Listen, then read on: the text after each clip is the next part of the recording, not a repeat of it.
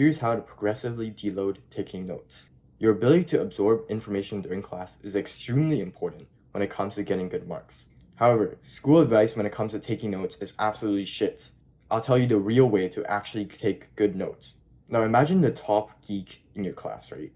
Every single fucking question that teacher asks, the guy's like, right? And every single time the teacher would speak one singular word, they'd already be transcribing the entire fucking class. That used to be me, bro. I used to be a full geek.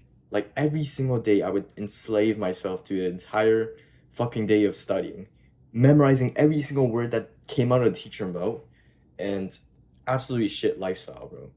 I lived like that for so long until I finally did my own research on different study methods. And now I realize taking notes is actually not that good for absorbing information. The goal is actually to end up not even taking notes. What do I mean by this? You're probably thinking like, what the fuck, right? So imagine a genius, right? Do you think he'd be taking notes? No, right? Because if you were theoretically the best possible, like the smartest possible student, you just absorb it the first time. You wouldn't need to write down anything. Or if anything, you'd already know it. But we're not like that at that level, right? We don't know useless information that the teacher feeds us, right? So at best, we can learn everything the first time. That is the state of a genius. They don't need to take notes. They don't need to review it over and over again. They just absorb it. And from this analogy, you must realize that taking notes is actually offloading your information. When we get scared, we'll forget something. That's when we'll write it down.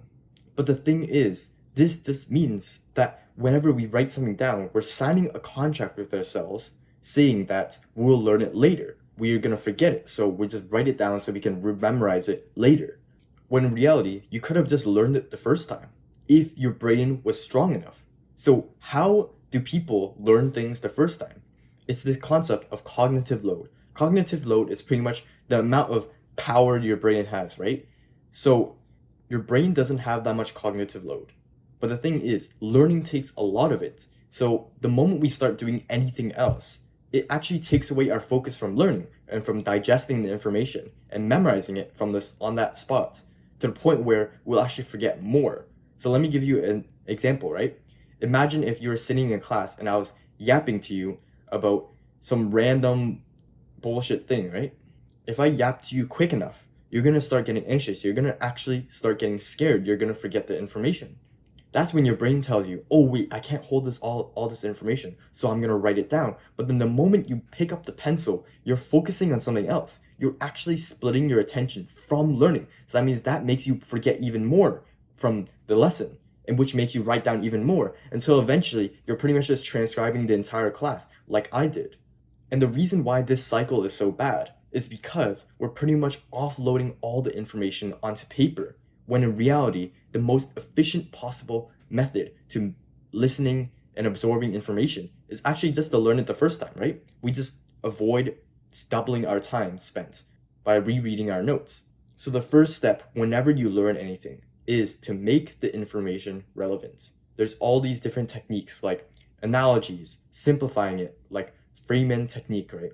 Connections, like connected to any possible other thing in your knowledge. All these things make it as relevant as possible in your brain. However, you might be thinking, the information is probably still useless, right? Like, if you're trying to memorize something like trigonometry, when will it ever be fucking useful in the entire world? You have to connect it to something that's also academic just to make it useful, but that actually doesn't justify if it is useful in the first place, because nothing in the academic world is useful in the fucking real world. And honestly, I agree with you. But you have to get used to playing this game of just memorizing stupid information when it comes to school. Like, it's not gonna be easy. However, it's not always gonna be like this. These tactics actually start becoming unconscious after a while. Geniuses don't need to constantly think about relating this information to their next information. They just remember it for some reason, right? You probably know some students who just study so little, but yet they already can somehow recall something in the back of their head, like hours, like days ago, right? That's because their brain subconsciously made the information relevant, made it stick, and therefore they could remember it in the current moment. Get used to doing all these tactics like analogies, Freeman technique, and making random connections to anything else. and eventually your brain will unconsciously do them. Now, the next step is to hold the information in your brain. So eventually, when you start doing all these tactics and the teacher keeps yapping and yapping, right? Eventually, the teacher will actually overwhelm you. This is the reason why we take notes, is because our brain gets overwhelmed and we start getting scared that we're going to forget the information, right? Actually, the best step here is to wait and hold the information in your brain. Just make sure you do not keep offloading that load. Whenever you feel tension in your brain that you're going to forget something, you're actually training your brain to expand to a larger capacity of cognitive load.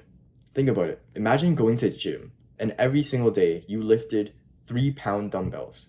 You would never make gains, right?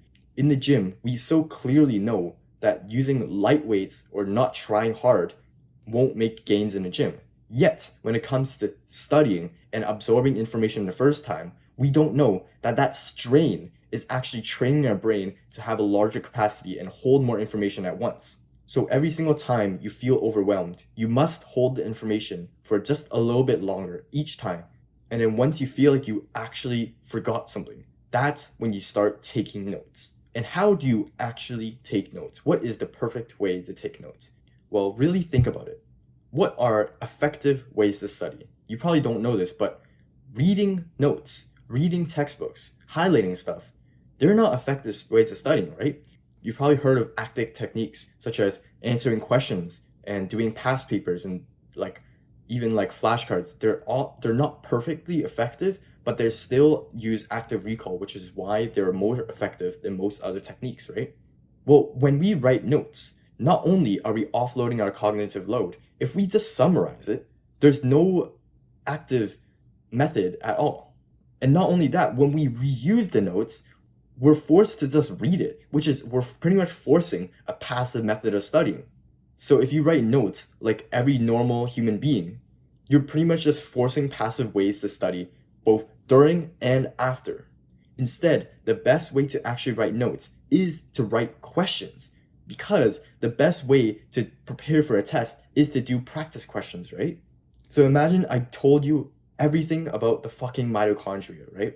You wouldn't write the mitochondria as a powerhouse of the cell. That would be useless because every single time you read it, it's just a passive method of studying. Rote review will never work when it comes to memorization, right? Instead, what you do is you actually write what is mitochondria on the paper. Like, I'm not trolling.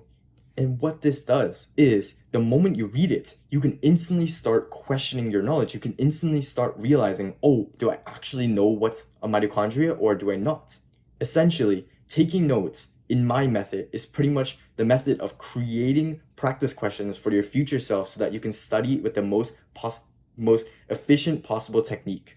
That is the real way to take notes, in my opinion. However, the thing is, if you start realizing that, well, there's no point of creating questions because there's already practice questions on the textbook or like unit chapter review, right? That's what I realized months ago. And now that's also the reason why I don't even take notes anymore. It's because I realize if I'm taking notes using questions, then the perfect set of notes is already in the practice questions. The practice test is the perfect set of notes.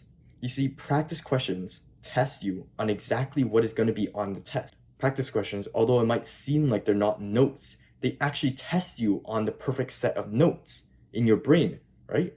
And if you think that you're going to forget something, you can just use the textbook. You can actually use Google. You can use ChatGPT, whatever, right? If you write questions, you're never going to not know the answer. All you got to do is just literally copy and then paste it into Google. Now, if you really think that you're going to forget something, like for example, the teacher's method, then you can actually just write it down. But make sure you're not transcribing everything, right? Just write it down once and then cover it up with something. What I used to do for notes is pretty much write questions and then put the answer and then highlight it with a black so that when you select the text, you can actually see the answer. And that's an instant free way to get a question and answer going on in active studying already. You can join my Discord server for more unconventional advice on how to get better at school.